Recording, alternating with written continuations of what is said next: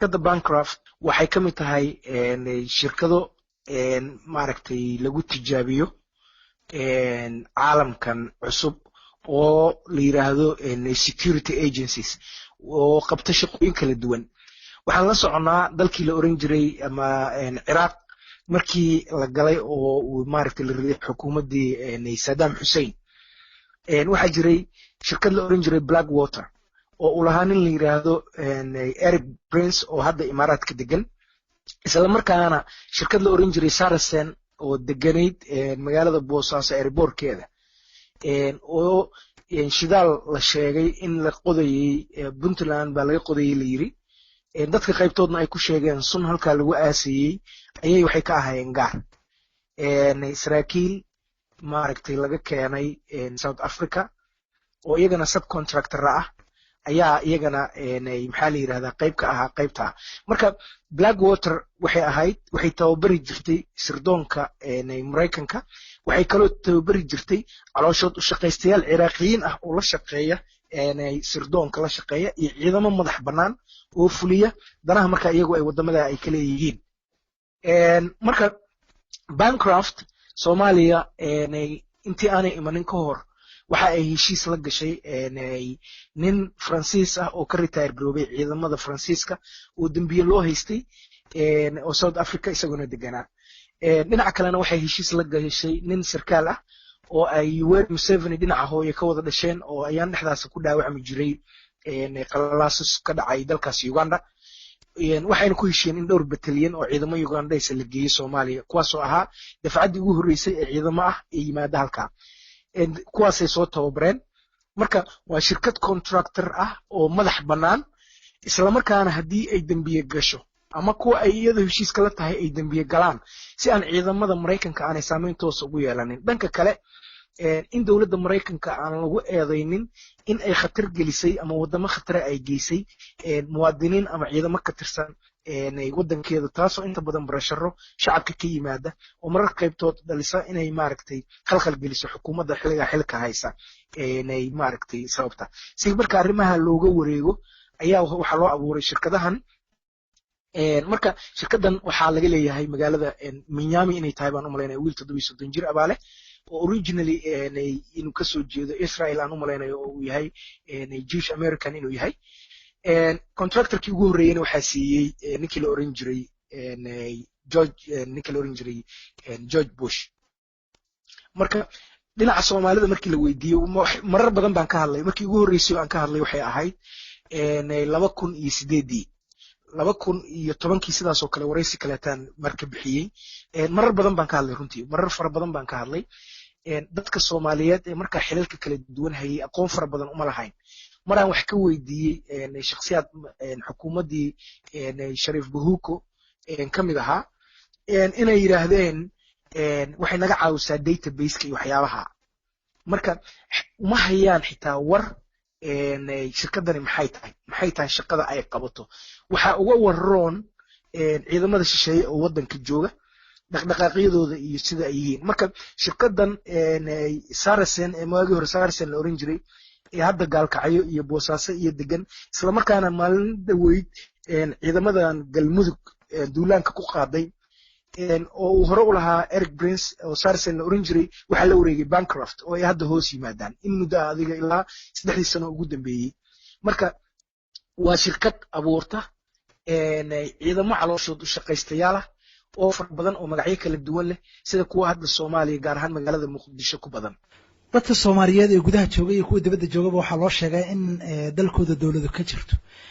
shirkad shakhsi Amerikaan ama Mareykan uu leeyahay ayaana ka awood badan. maxaa lagu tilmaami karaa maamulka caynka ah? waxyaabaha u baahan haddii dawlad caadil ah oo wax kala garanaysa oo at least xitaa haddaanay cadaalad ahayn in nidaamyada dawladaha la midka ah ay ku dhaqmaan. fiiri wadamada hadda Eritrea kale waa wadan aad u yar, haddana ma ogola hanaankeeda dawladnimo in la fargeliyo. sidaasoo ay tahay waa dawlad Christian ah oo maamulka xukuma uu diiniyan maaragtay yahay wadan maxaa la yiraahdaa dadkaasi ay xukumaan, haddana haybadooda qarannimo ayaa uga weyn kuwa ay diimaha la sheegtaan inay fargelin ku sameeyaan. marka haddiiba xitaa ay timaado dowlad aanba xitaa maxaa la yidhaahdaa faham kale lahayn balse qarannimo iyo dowladnimo u fekeraysaa waxay la iman kartaa xisaabtan ah waxani waddanka ka shaqaynaya muxuu yahay waddan ma dhici karo in uu noqdo waddan ay gacanta ku hayaan ama loo maamulo sidii NGO oo kale in shirkad waa markii ugu horreysay oo Afrika ay waxan oo kale ka dhacaan laguma hayo meel kale marka laga reebo meesha la yiraahdo Congo oo ay daashadeen danaha dawladaha reer galbeedka ah oo wax marba xasarad cusub ka abuura marka laga reebo ma jiro waddan kale oo Afrika ah oo aan Soomaaliya ahayn oo lagu dayay waxan oo kaleeto isla markaana loo maamulo qaab NGO oo kale ah dadkii waddanka lahaa madaxweynayaasha iyo siyaasiyiinta iyo wasiirada sheeganayeen ay ka maqan tahay haybadii qarannimo iyo mas'uuliyadii lahaansho ee dal ee ay u fikri lahaayeen dal iyagu iyo dadkoodu ay leeyihiin oo nabada oo u nool sida dalalka kale ee caalamka ay u nool yihiin marka waxay ceeb taariikhda ummadda Soomaaliyeed ku ah in shirkad yar oo wiil 37 jir leeyahay loo isticmaalo hogaankii taladii amnigii horsocodkii dadkan iyo dalkan waxayna geystaan gaboodfalyo aan iyaga loo raacanina loo raacdo ama lagu sheego qolyahan Afrikaanka iyagoo la siiyay mandate loo maray African Union marka haddii xaajadu saas tahay marka maxay tahay awoodda dowladda federaalka macnaha ma in wax laga saxiixdo oo kaliya ay meesha u joogtaa waddankan waxa laga dhigay NGO magaca la isticmaalaya iyo saxiixa waxa leh dawladaha maqaarsaarka ah ee Soomaaliya loo magacaabay ee qayb oo xukunta lagu hayo ee federaalka lagu sheegay ayaa mas'uuliyadda iyo saxiixa la dul saaraya si loo legitimize gareeyo sharciyada caalamiga ah horteeda loo sharciyeeyo macnaha taasa iyadoo taa la isticmaalaya haddana iyagiiba waxa ay hoos tagayaan African Union loomana ogolaan karo hadda waxa la leeyahay kumeel gaarkii baa laga saaray xukuumadan Xasan Sheekh uu urjooga ka yahay haddana in ciidan qalabsida oo Soomaaliyeed uu dhisto amnigiisa uu sugo la sameeyo exit strategy oo waddanka looga saar ciidamada shisheeya ee ma qorshaysna marka kamana hadli karo oo haddii uu ka hadlo maxaa la yiraahdaa wadiiqadii uu ku yimi ayaa maaragtay waxay noqonaysaa wadiiqad isaga meesha ka saarta marka inuu maqaarsaar ahaado malaayiinta yar yar ee shilimaadka ah uu helayo iyo magaca uu sitay madaxweynaha ayaa uga weyn in qaran dhan haybadii iyo ummadda baaba'aysa oo dhalinyaradiisu badaha ay galayso oo abaaruhu ay dhacayaan oo aan gurmad qaran lahayn oo aan lahayn national plan aan lahayn oo abaaraha imanaya maxaa ummadan uga qorsho ah aan lahayn oo aan lahayn maxaa horumar ah oo dadkan iyo dalkan qorsho u ah marka dhibaatooyinkaasi oo dhan waxa ay hoos imanayaan aqoon darrida dadkeena waayo haddii shacabku bisil yahay iyaga mas'uuliyadda waddankooda qaadan lahaa oo ka hor iman lahaa wixii aanu cuntamin isla markaana ogolaan lahaa wixii u cuntama marka cilada labada meelood ee ay ka jirta waxa weeye kow dhinaca shacabkana cilad baa ka jirta aqoon-yahaniintana waxaad moodaa in ay baqayaan oo ay ka baqayaan xataa mararka qaybtood inay ku dhiiradaan wixii ay ku dhiiran jireen 2006 2007 marka laga reebo ciidamada Ingiriiska ah marka laga reebo ciidamada Mareykanka ah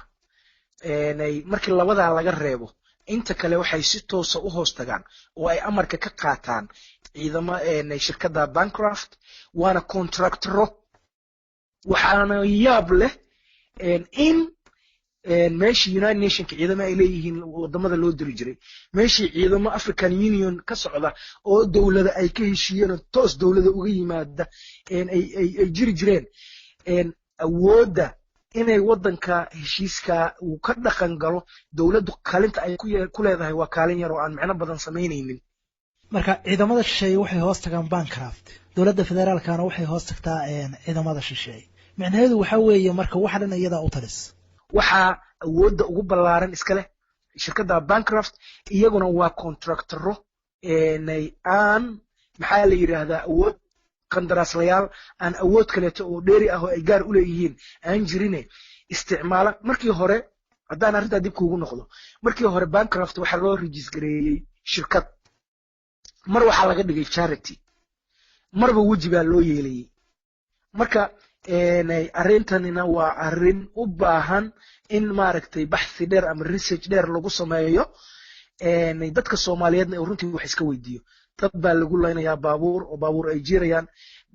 gooba aan dagaal ka dhacin ama aan dagaal ka dhicin baa dad lagu leynayaa waxaas oo dhan waxay u baahan yihiin in lagu xisaabtamo